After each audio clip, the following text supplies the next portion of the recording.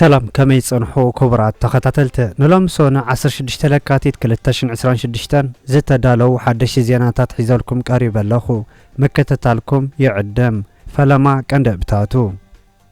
ኤርትራ ያድሒናትና ክብል ጀነራል አልቡርሃን ዝሃቦ መግለጽን አቶ ጌታቸው ረዳ ፕሬዝዳንት ሳፋወርቂ በሊሕ ቁማርተኛ ክብል ዝሃቦ መግለጽን ኣብ ሱዳን ኢድ ዘለወን ሃገራት እገዳ ከውሰነን ከም ዝኾነ ከም ዝተገለጸን ቢንያም ገርማይ ሕጅውን አንጸባረቀ ዓወት ከም ዝተዓወተን ዝኽሪ ስርሒት ፈንቅል ከም ዝተኸበረን ሰራዊት ኤርትራ ናብ ደቡብ ኢትዮጵያ ይሰግር ከም ዘሎ ከም ዝተገለጸን ኣብ ክልል ኣምሓራ ዝካየድ ዘሎ ውግእ ዝምልከት ዘለዎ ሓድሽቲ ምዕባለታትን ኣብ መንጎ እስራኤልን ፍልስጤምን ሓድሽ ግጭት ክጅመር ከም ዝኽእል ነበርቲ ፍልስጤም ይገልጹ ከም ዘለውን ዝብሉን ካልእን ዝሕብር ዝርዝር ዜናታት ሒዝናልኩም ቀሪብና ኣለና። ነቻናልና ሰብስክራይብ ብምግባር ክሳብ መወዳእታ ክትከታተሉና ብኽብሪ ንዕድመኩም። ኣብ ሱዳን ኢድ ዘለወን ሃገራት እገዳ ክውሰነን ምዃኑ ተገሊጹ። ኣብ ጉዳይ ሕድ ኩናት ሱዳን ኢድ ዘለወን ሃገራት እገዳ ክውሰድ ከም ዝግባእ ናይ ባይቶ ጸጥታ ዋና ጸሓፊ ሓቢሩ። ዋና ጸሓፊ ባይቶ ጸጥታ ሕቡራት ሃገራት አንቶኒዮ ጉተሬዝ ኣብ ዝሃቦ ወግዓዊ መግለጺ ኩናት ሱዳን መዕረፊ ሲኢኑ ዝርከብ ብሰንኪ ምትእታው ካልኦት ሃገራት ምዃኑ ክሕብር እንከሎ ኣብቲ ከባቢ ንዘለዋ ሃገራት ናይ እገዳ ስጉምቲ ክውሰድ ከም ዝኾነ ኣሚቱሎ። እቲ በዓል መዝሕ ሕቡራት ሃገራት ኣብ ልዕሊ ኣየኖት ሃገራት እገዳ ክውሰድ ምዃኑ ካንተ ዘይገለጸ ኣብ ጉዳይ ሱዳን ብወገን ሰራዊት ሱዳን ይኹን RSF ኢድ ዘለወን ሃገራት ግዳይ ክኾና ከም ዝኾና ገሊጹ።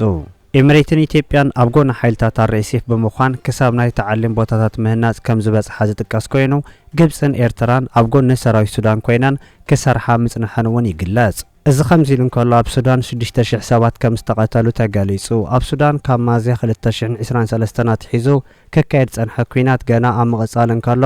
ኣብ ኤልፋሽር ዝተኻየደ መጥቃዕቲ ሓድሽን ኣስደማምን ጸብጻባት ይርከቦ ከም ዘሎ ተገሊጹ። ዕጡቕ ሓይሊ RSF ኣብ ዝሓለፈ ዓመት ንከተማ ኤልፋሽር ኣብ ዝተቆጻጸረሉ እዋን ኣብ ውሽጢ 3 መዓልታት ጥራይ ልዕሊ 6000 ሰባት ከም ዝተቐተሉ ሓድሽ ጸብጻብ ሕቡራት ሃገራት ኣነጺሩ። ኣብታ ከተማ ኣብ ልዕሊ ሰላማዊ ህዝቢ ዝተኻየደ እልቢ ዘይብሉ ገበናት ከም ዝተረኣየ ዝሕብር እቲ ጸብጻባት ጅምላ መጥቃዕታትን ጨዋያታትን ኣብ ልዕሊ ሰላማውያን ሰባት ዝተገበረ ጾታዊ ዓመፅን ካብቲ ንመርትዖ ዝቐረበ ክኸውን እንከሎ እቲ ተርእዮታት ኣብ ዘበናዊ ዓለም ካብ ዝተኻየዱ ዘስደመሙ ፍጻመታት ምዃኖምን ገሊጹ።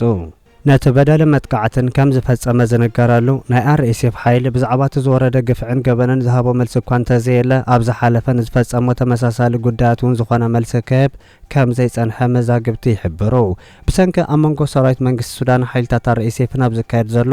ዘይዕርፍ ውግኣት ኣብ ሱዳን ልዕሊ 13 ሚልዮን ሰባት ካብ ገዝኦም ከም ዝተመዛበሉ ዝሕበር ኮይኑ ኣብ ዝቐረባ ግዜ ኣብ ዋና ከተማ ካርቱም ድሕሪ ዝተረኣየ ጮራ ሰላም ነበርቲ ናብ ቤት ንብረቶም ክምለሱ ይረኣዩ ከም ዘለዎም ብተወሳኺ ይግለጽ። እዚ ከምዚ ኢሉ እንከሎ ኤርትራ ኣብ ጸገም ሱዳን ዘርእየቶ ደገፋይ ክርስዓን እዩ። ኤርትራ ኣብ ጽንኩር እዋናት ክንርስዖ ዘይብልና ሓገዝያ ገይራትልና ክብል ጀነራል ዓብዱልፈታሕ አልቡርሃን ተዛሪቡ።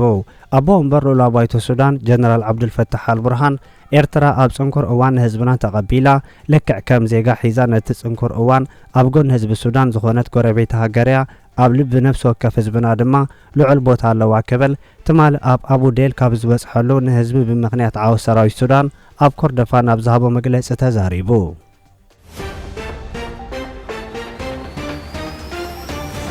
ኣብ ክልል ኣምሓራ ዝፍጸም ዘሎ ሓድሽ መጥቃዕቲ ሻቁለት ከም ዝፈጠረሉ ዋና ዳይሬክተር ዶክተር ቴድሮስ ኣድሓኖም ተዛሪቡ። ናይ ውድብ ጥዕና ዓለም ዋና ዳይሬክተር ዶክተር ቴድሮስ ኣድሓኖም ኣብ ክልል ኣምሓራ ዝፍጸም ዘሎ መጥቃዕቲ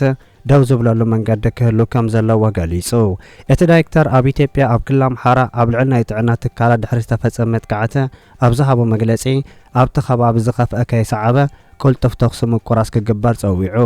እቲ ኣብ ልዕሊ ንጹሃት ሰባት ዝወርድ ዘሎ ሞትን መቑሰልትን ኣዝዩ ዘተሓሳስብ ምዃኑ እውን ዝነገር እቲ ዋና ዳይሬክተር ጸጥታ ኢትዮጵያ ካብ ዝኸፍአ ናብ ዝበኣሳ ኣስኪርዎ ከም ዘሎ ገሊጹ። ህዝባዊ ኣገልግሎት ዝህባ ትካላት ዕላማ ክኾና ዘይሓላፍነታውን ዘይፍትሓዊ ምዃኑ ዝጠቐሰ ዶክተር ቴድሮስ ኣድሓኖም ኢትዮጵያ ኣብ ክትወጽእ ዘይትኽእል ሃዋህው ተኣቱ ከም ዘላ ብምንጋር ኣብ ከተማ ባህር ዳር ብዝተፈጸመ መጥቃዕቲ ቦምባ ስማ ዝተባህለት ሓኪም ከም ዝተቐተለት እውን ወሲኹ ረዲኡ። ኣብቲ ኣብ መንጎ ናይ መንግስቲ ናይ ጸጥታ ወገናትን ናይቲ ከባቢ ናይ ዓመፅ ሓይሊ ተባሂሎም ዝጥቀሱ ዘለዉ ጉጅለታት ዕጡቓት ፋኖ ቀጻሊ ግጭት ዝካየድ ዘሎ ኮይኑ እቲ ኩነታት ምሕር ጸጥታዊ ስጋኣት ፈጢሩ ከም ዘሎ ካብ ግቡእ ወጻኢ በዝሕ ከም ዘሎ እውን ይንገር። ኣብቲ ከባቢ ኢንተርኔት ጸገማቱ ንዝርብን ርክብን ኣሸጋሪ ገይርዎ ከም ዘሎ እውን ዝሕብር እቲ በዓል መዚ ናይ ኣገልግሎት ኢንተርኔት ሓበሬታ ንምርካብ ኣጸጋመ ኣብቶም ፍጻመታት ህጹን ዘይሸራዊ ምርመራ ክካየድዎን ብተወሳኺ ሓቢሩ ኣሎ። ንህዝቢ ካብ ሕማምን ሞትን ዘድሕኑ ሆስፒታላትን ሰራሕተኛታት ጥዕናን ብናይ መንግስቲ ሓይልታት ክሕለዎ እምበር ክጥቅዖ ከም ዘይብሎም ዘነጸረት ዋና ዳይሬክተር መንግስቲ ኢትዮጵያ ኣብቲ ፍጻመታት ፍሉይ ምጽራይ ክገብር ከም ዝግባእ ኣዘኻኺሩ። እዚ ከምዚ ኢሉ እንከሎ 8 ኣባላት ሚሊሻ ኦሮምያ ኣብ ሓደ ንጎ ብናይ ሓይልታት ሓርነት ኦሮሞ ከም ዝተቐተሉ ጀዋር መሓመድ ኣብ ገጻት ኤክስ ገሊጹ። ኣብቲ ከባቢ ዓስኪሩ ዝጸንሐ ናይ መንግስቲ ፌደራል ሰራዊት ካብቲ ከባቢ ብምርሓቑ ጸጥታ ናይቲ ከባቢ ተዘሪጉ ከም ዘሎን ሓይልታት ንንሕድን ይቃተሉ ከም ዘለውን ኣቶ ጀዋር መሓመድ ገሊጹ።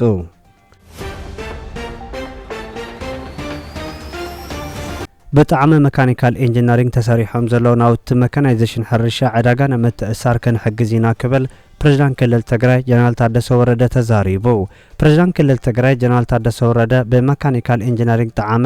ዓውደ ሕርሻ ትግራይ ንምዝማን ዝሕግዙ ውፅኢት መካናይዜሽን ሕርሻ ዓውደ ዘሳለጠ ኮይኑ እቶም ተሰሪሖም ዘለዉ መካናይዝድ ሕርሻ መዘበጢ መኸየዲ ማሕረስ ሓዊሱ ካልኦት ናውትታት ሕርሻ ተሰሪሖም ወግዓብ ዝኾነሉ እዋን እዩ። ኣብቲ ዑደ ዝተረኸበ ፕሬዝዳንት ክልል ትግራይ ጀነራል ታደሰ ወረደ ኣብ ትግራይ መካናይዜሽን ሕርሻ ጸገም ምትእሳር እምበር ሕፅረት ዕዳጋ የለን ኢሉ። ከም ጊዜያዊ ምምሕዳር ንጣዕመ መካኒካል ኢንጂነሪንግን ካልኦት ከምዚ ዓይነት ስራሕቲ ዝተዋፈሩ ኣካላትን ዘድሊ ሓገዝን ክትትልን ከም ዝገብር ዝገለጸ ኮይኑ ድሕሪ ሕጂ ትግራይ ካብ ብዕራይ ናብ ሙሉእ መካናይዜሽን ሕርሻ ክትሰጋገር ክስራሕ እዩ ኢሉ።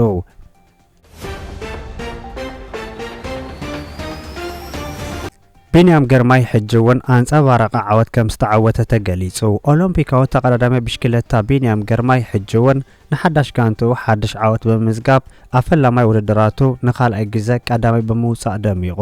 ንጋንታ ኤንሲኤን ተሰሊፉ ኣብቲ ኣብ ስፓኛ ዝተኻየደ ውድድር ክላሲክ ኣልሜርያ ንሓያለት ተቐዳደምቲ ረቲዑ ቀዳማይ ዝወፀ ቢንያም ግርማይ ንሓዳሽ ክለቡ ዓወት ከም ጸላን ከሎ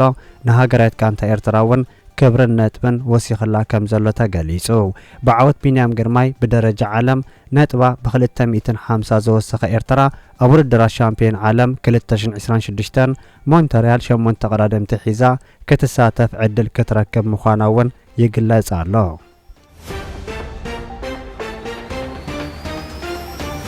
ሰራዊት ኤርትራ ዶብ ኢትዮጵያ ይሰግር ከም ዘሎ ተገሊጹ። ሰራዊት ኤርትራ ዶብ ሰጊሩ ናብ ኢትዮጵያ ኣቱ ከም ዘሎ ኮንፍሊክት ዞን ዝተባሃለ ምንጪ ካልኦት ምንጭታት ምርኩስ ብምግባር ገሊጹ። እቲ ምንጪ ከም ዝገለጾ ሰራዊት ኤርትራ ብናይ ትግራይ ዶባት ከም ዝኣተወን ብኸባቢታት ታሕታይ ኣድያቦ ዓዲ ጸጸር ማይ ኩሕልን ዓዲ ነብርን ኣቢሉ ከኣቱ ከም ዝተረኣየውን እቲ ጸብጻብ ጠቒሱ። እቲ ዝተገለጸ ምንቅስቓስ ጭቡጥ መርትዖ ዘይብሉን ካብ ሓቂ ዝረሓቐ ምዃኑ ዝጠቕሱ ናይ ኤርትራ ወገናት ብወገኖም ኣብ ባይታ ምንቅስቓስ ሰራዊት ኢትዮጵያ እምበር ምንቅስቓስ ሰራዊት ኤርትራ ከም ዘየለ ገሊጾም።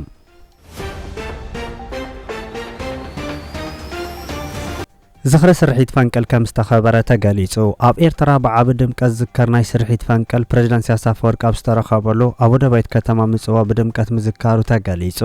ኣብቲ ባህላውን ገድላውን ንጥፈታት ዝተረኣየሉ ኣጋጣሚታት ሓደ ካብቲ ኣብ ወደባይት ከተማ ምጽዋ ንመዛዘሚ ዝቐረበ ምርኢት ሰልፊ ሓይሊ ባሕሪ ኤርትራ ምንባሩን ምዕሩግ ናይ መራኸብ ምርኢት ምክያዱ እውን ተገሊጹ ኣሎ። ሻምፒዮን ፍርቂ ማራቶን ምብራቕ ኣፍሪቃ እውን ኣካል ናይቲ ኣብ ምጽዋዕ ዝተኻየዱ ንጥፈታት ኮይኑ መበል 36 ስርሒት ፈንቅል ድምቀት ካብ ዝሃቡ ምዃኑ ክጥቀስ እንከሎ ኣብ ኤርትራ፣ ደቡብ ሱዳን፣ ኡጋንዳ፣ ኬንያ ዝመጹ 70 ስፖርተኛታት ኣብቲ ኣጋጣሚ ከም ተሳተፉ ተገሊጹ።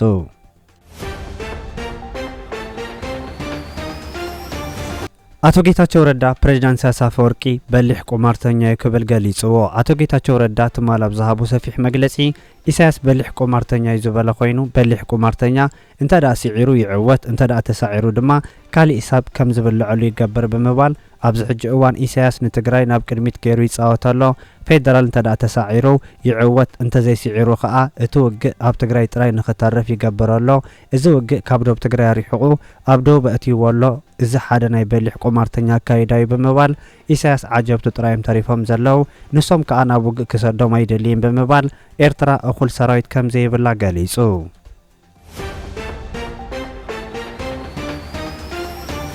ኣብ መንጎ እስራኤልን ፍልስጤምን ሓድሽ ግጭት ክጅመር ከም ዝኽእል ነበርቲ ፍልስጤም ገሊጾም። እስራኤል ኣብ ልዕሊ ምዕራባዊ ገምገም ሓድሽ ወፍሪ ብምግባር ነቲ ከባቢ ክትቋፀሮ ትፍትን ብምህላዋ أمونغو إسرائيل فلسطين حادي يصنح ግጭት ከም እንደገና ይምለስ ከም ዘሎ ናይ ፍልስጤም ወገናት ገሊጾም ፍልስጤማዊ በዓል ስልጣን ከም ዝገለጾ ቴል አቪቭ ኣብ ቀረባ እዋን መሬታ ናብ ምዕራብ ገምገም ኣቢላ ምግፋሓ ኣመንጎ ክልቲአን ሃገራት ዝካየድ ዘሎ መስርሕ ሰላም ከይቅጽል ከም ዝገበሮን ናይ ሰላም ተስፋታት ዝዓጽሙ ምዃኑ ገሊጹ ከንቲባ ከተማ ኬብሮን አልሻራባቲ ነቲ ብካቢኔ ሚኒስትራት እስራኤል ዝተኻየደ ዘተን ውሳነን ኣመልኪቶ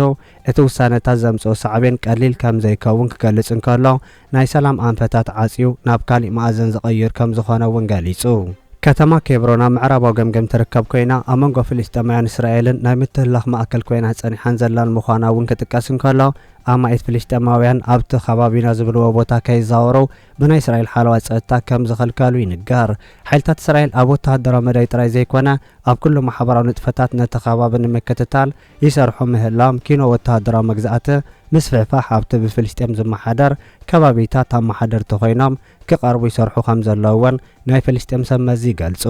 بخالي زينا دما إيران أب قداي من معبال نيكولار حرقاتات كتقبر قربت كم زلا مكتل منيستر وصا قداي تهاجر فليتو مارك تاكرابانشي نمدبر زينا بي بي سي أبزها بمجلسي أمريكا على هاجر زنبرتو أجدا انت دات لعيلو سمعنا مقبار دلوت كم زخانة تزاريبو سمع كقبر دلوات نمخانة ونمرقاس اتاكو عصو أميدا أمريكا زلا زبالة منيسر كونو عتن تخينام برقس نابقورانا سمع كنا مرحينا إلو إيران تدرو نفس سامي إيتاوي زمع بلتو يورانيوم كتاقتنو قربت مخانا كم زفلتاتيو ماجد تاقيش زولو ملو بملو زمع بلا يورانيوم كينو نسعزو عن نيكولارا وأسوارنا مسرحوان زاقل قاليو